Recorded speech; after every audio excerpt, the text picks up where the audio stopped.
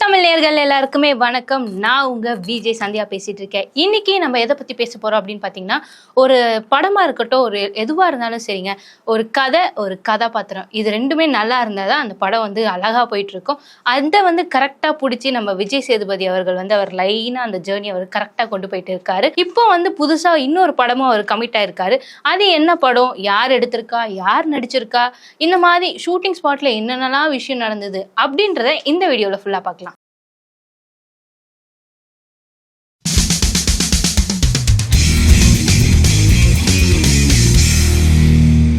விஜய் சேதுபதி அவர்கள் ஸ்டார்டிங்ல அவர் ஜேர்னி எங்க ஸ்டார்ட் பண்ணாருன்னா சுந்தர பாண்டியன்ல வில்லனா ஸ்டார்ட் பண்ணாரு.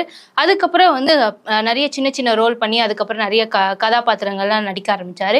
இப்போ அவர் 52வது படத்துல கமிட் ஆயிருக்காரு. அந்த படம் யார் எடுக்கிறாங்க அப்படின்னு பாத்தீங்கன்னா நம்ம பாண்டியராஜன் அவர்கள் தான் அந்த படத்துல எடுக்கிறாரு.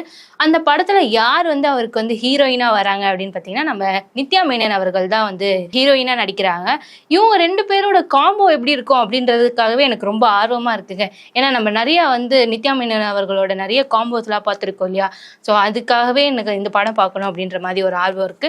இந்த படத்துல அவர் என்ன கேரக்டர் பண்றாரு அப்படின்னு பாத்தீங்கன்னா ஒரு பொரட்டா மாஸ்டரா பண்றாங்க. அதுக்காக அவர் ஒரு சில வாரங்களா நிறைய பிராக்டிஸ் எல்லாம் எடுத்து ஒரு அந்த கதைக்கு ஏத்த மாதிரி அந்த கதாபாத்திரத்துக்கு ஏத்த மாதிரியே அவர் மாறிட்டாரு, ஒரு பொரட்டா மாஸ்டராகவே மாறிட்டாரு அப்படின்ற மாதிரி படக்குழு சொல்லியிருக்காங்க. அது மட்டும் இல்லாம அந்த படத்துல ஷூட்டிங் ஸ்பாட் அப்போ என்ன பண்ணியிருக்காருன்னா அவரே பொரட்டாலாம் பண்ணி கொடுத்து ஷூட்டிங்ல ஸ்பாட்ல இருக்கிறவங்க எல்லாருக்குமே செஞ்சு கொடுத்து ஒரே பாராட்டு மழையாக வாங்கியிருக்காராம். அது ஷூட்டிங் ஸ்பாட்ல இருந்தவங்க எல்லார் மத்தியிலையும் பெரிய அளவில் பேசப்பட்டது. ஒரு கேரக்டராகவே மாறிட்டாருப்பா, ஒரு படத்துக்காக ஒரு மனுஷன் இவ்வளோ உழைக்கிறாரே அப்படின்ற மாதிரி ஒரு பேசப்பட்டு இப்போ அது ரசிகர் மத்தியிலையும் அதிக அளவில் பேசப்பட்டு வருது. அவங்க ஃபேன்ஸ்லாம் சே என்னப்பா இவர் இந்த பொரட்டா மாஸ்டர் தான் அதுக்காகவும் இவ்வளோ உழைக்கிறாரு அப்படின்ற மாதிரிலாம் பேச்சுகள் போயிட்டு இருக்கு. அது தொடர்ந்து என்னன்னா நம்ம நிறைய கதாபாத்திரம் அவர்கள் நடிச்சாரு இல்லையா. சூப்பர் டீலக்ஸா இருக்கட்டும், சீதகாதியா இருக்கட்டும், இல்ல மகாராஜாவா இருக்கட்டும், கடைசி விவசாயியா இருக்கட்டும், எல்லாத்துலயுமே அவரு அந்த கதை தனித்துவமா இருக்கும். அவர் கேரக்டருமே ஒரு தனித்துவத்தை கொடுக்கும். அதே மாதிரி இந்த படத்துக்குமே நிறைய எதிர்பார்ப்புகள் அதிகமாவே இருக்கு. ஏன்னா அவர் கையில ஏற்கனவே பெரிய 2 படங்கள் பெரிய படம் இருக்கு. அது காந்தி டாக்ஸ், அப்புறம் விடுதலை 2.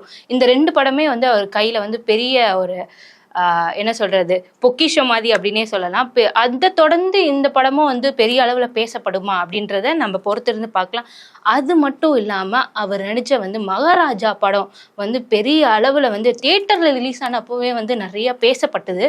இப்போ அது ஓடிடில ரிலீஸ் ஆகி அதுவும் அதிகமா எல்லார் மக்களையும் பார்த்து 1.8 crores கிட்ட பீப்புள்ஸ் எல்லாம் பார்த்து அதை என்ஜாய் பண்ணியிருக்காங்களா. அது நம்ம தமிழ் சினிமாக்கே பெரிய ஒரு விஷயம். ஏன்னா காலிவுட்ல க்ரூ, சைத்தான், லதா லேடிஸ் இந்த மாதிரி படங்கள்லாம் அதிகமான இதுல போயிட்டு இருந்த நேரத்துல நம்மளோட தமிழ் சினிமால இருந்து ஒரு வெளிவந்த ஒரு மகாராஜா படம் ஓடிடில அதிக அளவுல பேசப்பட்டதுனால இந்த படத்துக்கும் அதிகமா எதிர்பார்ப்பு இருக்கும் அப்படின்ற மாதிரி எனக்கு தோணுது. நீங்க என்ன நினைக்கிறீங்க? இந்த படத்துல நினைக்கிற நித்யா மேனன், விஜய் சேதுபதி இவங்க 2 பேரும் காம்போ எப்படி இருக்கும்?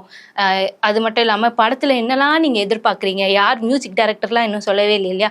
யார் மியூசிக் டைரக்டர், யார் சினிமாட்டோகிராஃபர், இதெல்லாம் எதுவுமே நம்மளுக்கு இன்னும் அஃபிஷியலா வரல.